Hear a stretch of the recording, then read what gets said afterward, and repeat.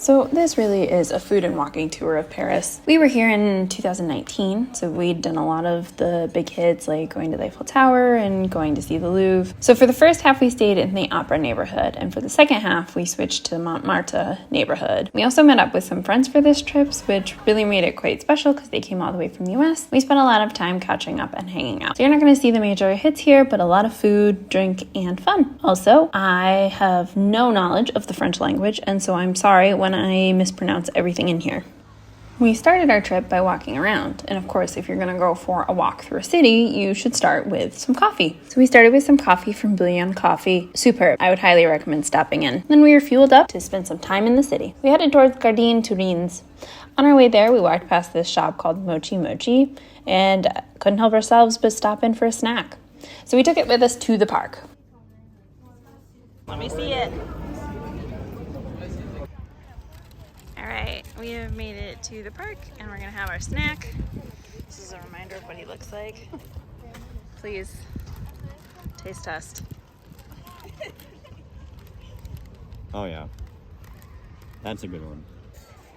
So from the gardens, we took a walk through the city. We did end up seeing a bunch of the big activities that you might come here to check out, including Place de Concorde, over the Seine, which included views of the Eiffel Tower, and one of those lock bridges where everybody puts lock on to hold in their eternal love for each other. And we caught up with friends we haven't seen in a while.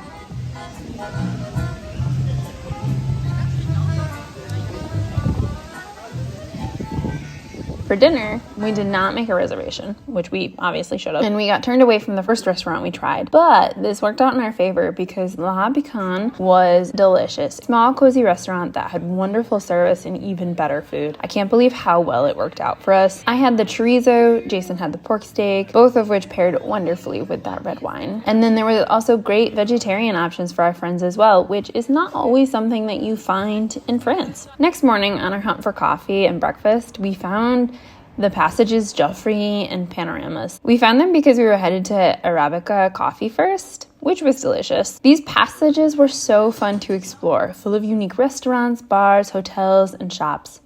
And because they were covered, I think this would be a really great activity for the not so nice days, maybe when it's raining. After sipping our coffees and checking out the unique area, we headed over to Boulangerie Liberté. Again, I don't speak French, but Liberté Bakery. Good bakeries are a dime a dozen here, but this is one of the ones that we happened to pick. I'm sure there are 1,000 more. I got the brioche in a chocolate scone type thing. The brioche was perfect. And then it was time to switch neighborhoods and see what Montmartre had to offer. This one felt more livable than the opera area. Now this might come as a surprise to you, but there's a giant hill in the middle of this neighborhood. And I know Mont is French for mountain, but I thought it was one of those things where it's named something, but it doesn't really make sense. Well, no, this is really very steep, and that's why it's called mountain. We carried our stuff over the hill. We were a little sweaty and tired by the time we reached our accommodations. It really wasn't a big issue, but do pay attention to the elevation change when thinking some things are a short walk, and when carrying a suitcase up and down, maybe not as fun. But for all that work, it brought us to a really cute neighborhood.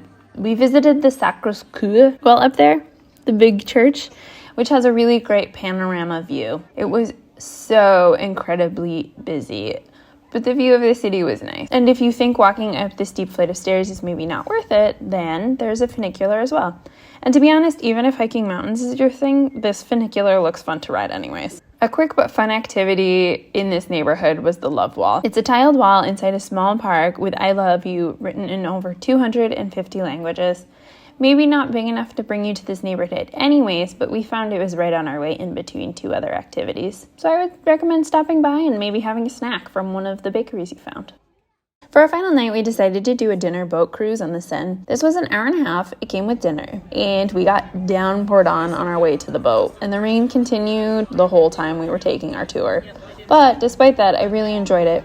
I could have seen this ending up as something really cheesy, but it worked out great. We had a 3-course meal that was quite tasty and had floor-to-ceiling windows to look out of. And while my camera didn't do a great job in the rain, it really was still nice to see the major sites like the Notre Dame, the Eiffel Tower, and the mini Statue of Liberty from the water. And to wrap the trip up, the rain managed to stop and we saw the Eiffel Tower sparkle right as we said goodnight to our friends and all headed our own ways back home.